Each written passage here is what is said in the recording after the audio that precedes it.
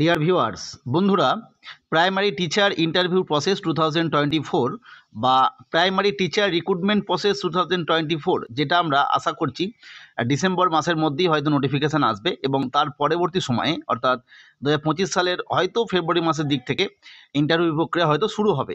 যদি ঠিক টাইমে যেভাবে নোটিফিকেশান বেরোনোর কথা শোনা যাচ্ছে, যদি সেভাবে বেরোয় তাহলে আশা করা যায় ফেব্রুয়ারি মাসের মধ্যে ইন্টারভিউ প্রক্রিয়া হয়তো শুরু হবে। সেক্ষেত্রে আমরা পূর্বেই আলোচনা করেছিলাম যারা 2014, 2017, 2022 এবং 2023-এর রেজাল্ট যেটা বেরোবে বলা যাচ্ছে, সেখানে যারা পাস করবেন অর্থাৎ টেট সার্টিফিকেট থাকবে, টেট রেজাল্ট থাকবে, তারা কিন্তু এর জন্য এলিজেবল। ফলে সেই ইন্টারভিউ প্রক্রিয়ায় একদম অফিসিয়াল নোটিফিকেশান অনুযায়ী কি রিকোয়ার্ড ডকুমেন্টস লাগবে, অর্থাৎ যেদিন আপনি ইন্টারভিউ প্রসেসে যাবেন, অর্থাৎ যদি এপিসি ভবনে ইন্টারভিউ হয় সেক্ষেত্রে আমরা পূর্বে আলোচনা করছিলাম সেক্ষেত্রে কী সিকোয়েন্স অনুযায়ী পরপর হয়। প্রথমে আপনাকে নির্দিষ্ট একটা ঘরে নিয়ে যাওয়া হবে, সেখান থেকে তারপরে পরবর্তী ফ্লোরে গিয়ে ডকুমেন্ট ভেরিফিকেশান, তারপরে আপনার টেবিল নাম্বার অনুযায়ী নির্দিষ্টভাবে আপনার ইন্টারভিউ প্রসেস। যদিও আমরা বলেছিলাম যে ডকুমেন্ট ভেরিফিকেশানের সময় কিন্তু নির্দিষ্ট টেবিলের ব্যাপার থাকবে না, যাই হোক সেটা আমরা আলোচনা করেছি, দেখে নেবেন সেই জায়গায় কী ডকুমেন্টস লাগবে এবং সেখানে ডকুমেন্টসগুলো অবশ্যই অরিজিনাল এবং সেলফ অ্যাটেস্টেড ফটোকপি নিয়ে যেতে হবে। নেক্সট যেটা, যদি এই সমস্ত ডকুমেন্টসের মধ্যে কোনো কারেকশানের প্রয়োজন হয়, অর্থাৎ এই মুহূর্তে আপনার যে ডকুমেন্টসগুলো রয়েছে সেখানে কোনো ভুল রয়েছে, সেক্ষেত্রে আপনি কি করবেন এই মুহূর্তে বা কী করে রাখা উচিত একমাত্র, সেই বিষয় নিয়ে আলোচনা করব। এবং 3 নম্বর যেটা আমাদের চ্যানেলের অনুরোধ, সেটা হচ্ছে আমরা আমাদের চ্যানেলে যারা সম্পূর্ণভাবে সেলফ স্টাডির মাধ্যমে প্রিপারেশান নিচ্ছেন, ইন্টারভিউ প্রসেসে যাবেন ভাবছেন, তাদের জন্য আমাদের চ্যানেলে সম্পূর্ণ ফ্রিতে আমাদের চ্যানেলের যে সমস্ত ফ্যাকাল্টিরা রয়েছেন তাদের নিজের সাধ্যমতো করে একটা ইন্টারভিউ সিরিজ শুরু করেছি, যেখানে আমরা ইন্টারভিউয়ে ঠিক কোন কোন জায়গা থেকে প্রশ্ন হবে, স্কুলের যে নির্দিষ্ট সিস্টেম আছে, স্কুলের যে একাডেমিক বিষয়গুলো রয়েছে, এক্সট্রা কারিকুলার বিষয়গুলো রয়েছে, স্কুলের যে গভর্নমেন্ট স্কিমগুলো রয়েছে বা অন্যান্য যে সমস্ত বিষয় থেকে প্রশ্ন করা হবে, সেই বিষয় নিয়ে ধীরে ধীরে ভিডিও আপলোড করছি।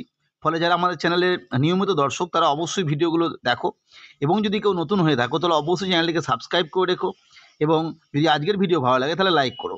এরপরে আমরা রিকোয়ার্ড ডকুমেন্টস এবং যদি কানেকশানের প্রয়োজন হয় সেক্ষেত্রে আমরা কি করতে পারি বা কী করে রাখা উচিত সেটা নিয়ে আলোচনা করব।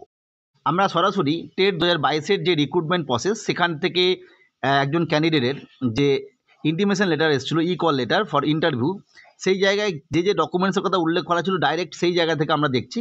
প্রথমেই যেটা আছে admit card of the TET, অর্থাৎ টেট পরীক্ষা যারা দিয়েছিলেন তার অ্যাডমিট কার্ড, এরা প্রত্যেকের কাছেই আছে।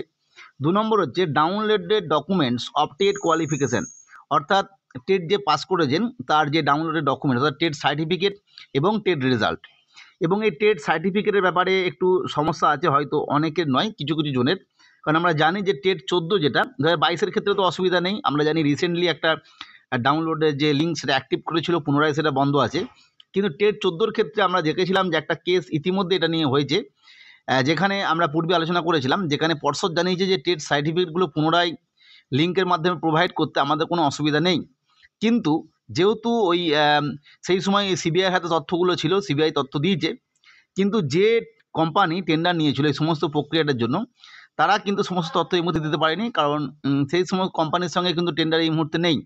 ফলে তারা বলেছে সমস্ত তথ্য পেয়ে গেলেই আমরা পুনরায় হয়তো একটা লিঙ্ক প্রোভাইড করব, যেখানে যারা আবেদন করেছিলেন কোর্টের কাছে যেটা পাওয়ার জন্য, মূলত সেখানে ইন সার্ভিস টিচাররা ছিলেন। এবং সেই কথা বলতে গিয়ে আমি এটাও বলেছিলাম যে কিছু কিছু টেট ক্যান্ডিডেট আছেন যারা ফ্রেশ ক্যান্ডিডেট, যারা চাকরি পাননি, তারা কিন্তু ওই কেসের সঙ্গে যুক্ত নন, কিন্তু তাদেরও এই টেট সার্টিফিকেট কিন্তু এই মুহূর্তে নেই, কারণ তাদের টেট সার্টিফিকেটগুলো একটু সমস্যা ছিল, সমস্যা থাকার জন্য তারা সেই সময় ডাউনলোড করেননি। তারা একদম সরাসরি অফলাইনে সরাসরি একদম এপিসি ভবনে জমা দিয়েছিলেন। আমি যতদূর জানি তারাও কিন্তু কেউ টেট সার্টিফিকেট পাননি। ফলে আশা করা যাচ্ছে টেট 22-এর টেট 24-এ যে নোটিফিকেশান আসবে তার আগে হয়তো সেই টেট 14-র যে ডাউনলোড ডকুমেন্ট যেটা টেট সার্টিফিকেট তার লিঙ্কটা অ্যাক্টিভ করবে, এবং যারা পাননি তারা হয়তো পেয়ে যাবেন। নেক্সট যেটা দেখব, অ্যাডমিট কার্ড অফ মাধ্যমিক পরীক্ষা অর সার্টিফিকেট। এবার এটা কি হবে না, মাধ্যমিক এবং মাধ্যমিক পরীক্ষার যে অ্যাডমিট কার্ড বা সার্টিফিকেট সেটা কিন্তু অবশ্যই দিতে হবে, সেটা হচ্ছে অ্যাজ প্রুফ অফ এজ, অর্থাৎ এজ প্রুফ হিসেবে এটা লাগবেই। নেক্সট 4 নম্বর হচ্ছে marksheet of and certificate of মাধ্যমিক অর ইটস ইকুইভ্যালেন্ট, অর্থাৎ মাধ্যমিক এবং তার ইকুইভ্যালেন্ট 10th স্ট্যান্ডার্ডের যে সার্টিফিকেট, মাধ্যমিক পাস সার্টিফিকেট সেটা লাগবে, মাধ্যমিকের অ্যাডমিট কার্ড লাগবে। 5 নম্বর হচ্ছে marksheet and certificate of higher secondary or its equivalent, অর্থাৎ এইচএস পাস, যেহেতু আমরা জানি এটা এইচএস যোগ্যতা, তাহলে এইচএস যোগ্যতার যে মানে মার্কশিট এবং সার্টিফিকেট সেটা লাগবে। এরপর আসি 6 নম্বর প্রফেশনাল কোয়ালিফিকেশান। প্রফেশনাল কোয়ালিফিকেশান বলতে অবশ্যই marksheet and certificate of 2 years DElEd or DEd special education, BEd or its equivalent examination. যদিও এইগুলোর ক্ষেত্রে বর্তমান সময়ে বিএডগুলো আর কাজে লাগবে না, হয়তো পরবর্তী নোটিফিকেশানে দিয়ে দেবে। ফলে আমরা দেখব অবশ্যই 2 ইয়ার্স ডিএলএড যেটা, সেই সার্টিফিকেট এবং তার মার্কশিটটা রেডি রাখবেন, অবশ্যই জেরক্স করে সেলফ অ্যাটেস্টেড। নেক্সট যেটা marksheet and certificate of graduation, that means BA, BSc, BCom, issued by university if applicable. অর্থাৎ এটা সবার ক্ষেত্রে প্রয়োজন নয়, কারণ আমরা জানি যে মার্কসের যে ব্যাপার আছে এইচএসের ক্ষেত্রে যাদের প্রয়োজন হবে তারা দিতে পারেন, বা প্রত্যেকেই দিতে পারেন, কোনো অসুবিধা নেই, মার্কশিট এবং সার্টিফিকেট। নেক্সট যেটা আসছে, এবার এটা স্পেশাল ক্যাটাগরি ক্ষেত্রে চলে এলো 8 নম্বর থেকে, কাস্ট সার্টিফিকেট, অর্থাৎ যারা বিভিন্ন কাস্ট থেকে বিলং করেন, অর্থাৎ এসসি, এসটি, ওবিসি এ বা ওবিসি বি, সেক্ষেত্রে কম্পিটেন্ট অথরিটি যেটা গভর্নমেন্ট অথরিটি, তাদের ক্ষেত্রে যে সার্টিফিকেটগুলো ইস্যু করা হয় সেটা যাদের ক্ষেত্রে ইফ অ্যাপ্লিকেবল দেখতেই পাচ্ছেন, তাদের কিন্তু সেটা অবশ্যই নিয়ে রাখতে হবে। নেক্সট যেটা অবশ্যই এটাও প্রত্যেকের নয়, যারা পিএইচ ক্যাটাগরি থেকে রয়েছেন, পিএইচ সার্টিফিকেট যেটা as per government of India, যেটা যাদেরকে অ্যাপ্লিকেবল তারা অবশ্যই এটা রেখে রাখবেন। নেক্সট এক্সেমটেড ক্যাটাগরি যারা রয়েছেন, অর্থাৎ exempted category certificate issued by competent government authority, যাদের দরকার তাদের এটা রেখে রাখতে হবে। Next ex serviceman certificate if applicable, যেটা আমি একটু আগেই বললাম। 12 নম্বর হচ্ছে খুব গুরুত্বপূর্ণ এটা, সেটা যে first engagement letter issued by the government authority as a para teacher, অর্থাৎ প্যারা টিচারদের ক্ষেত্রে যেটা আমি একটু আগেই বলছিলাম, প্যারা টিচারদের ক্ষেত্রে কিন্তু অবশ্যই ফার্স্ট এনগেজমেন্ট লেটার যেটা দেওয়া হয়েছিল সেটা, এবং অবশ্যই প্যারা টিচারদের ক্ষেত্রে experience certificate as a para teacher issued by DPO, district project officer, SDO, for counting of service and age relaxation. অর্থাৎ যেহেতু এদের এজ রিল্যাক্সেশন এবং সার্ভিস ইয়ারের ব্যাপার আছে, সেক্ষেত্রে ডিপিও এন থেকে বা এসডিও এন থেকে যে এক্সপিরিয়েন্স সার্টিফিকেট ইস্যু করা হবে সেটা কিন্তু নিয়ে রাখতে হবে। Next 14 number or relevant testimonials and certificate relating to co curricular activities as per recruitment if any. অর্থাৎ যেটা কো কারিকুলার অ্যাক্টিভিটি বা এক্সট্রা কারিকুলার অ্যাক্টিভিটির যে নাম্বারের ব্যাপার আছে, সেক্ষেত্রে যদি এরকম কেউ থেকে থাকেন তার যে নির্দিষ্ট সার্টিফিকেট সেটা লাগবে।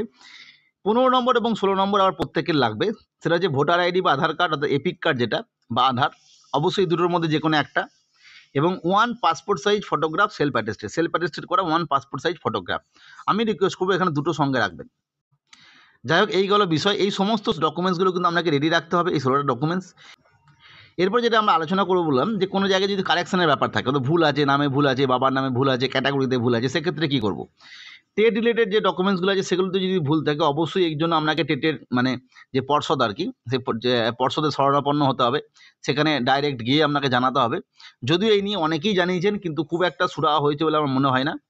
যাই হোক, যদি এই নিয়ে আমার মতামত, যদি আপনার বারবার পর্ষদ অফিসে গিয়েও কিছু না হয়ে থাকে, তাহলে ইতিমধ্যে আপনি একটা কী কাজ করতে পারেন, সেটা হচ্ছে ফার্স্ট ক্লাস জুডিশিয়াল ম্যাজিস্ট্রেটের মাধ্যমে আপনি একটা এফিডেভিট এই সংক্রান্ত ব্যাপারে করিয়ে রাখতে পারেন।